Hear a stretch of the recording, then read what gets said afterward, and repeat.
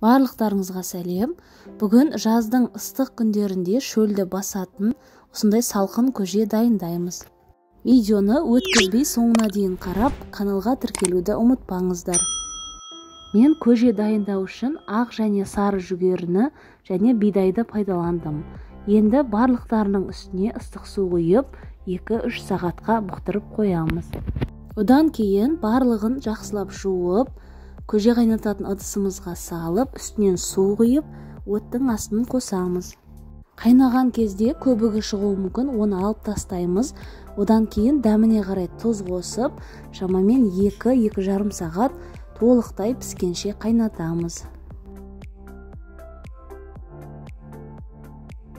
Енді дайын болған көжемізді толықтай суытамыз. Одан кейін дәміне қарай айран қосамыз. Айранды осылай сүзгіштен өткізсеңіздер, айрандарыңыз көженің ішінде іртік-іртік болмай, біркелкі болып тұрады.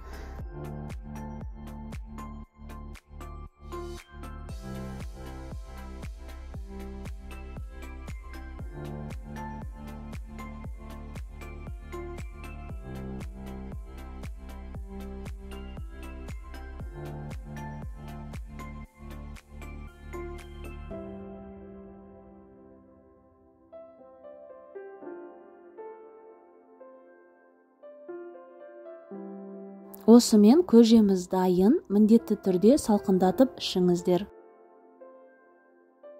Егер видео ұнаса, видеоға лайк басып, достарыңызбен бөлісуді ұмытпаңыздар.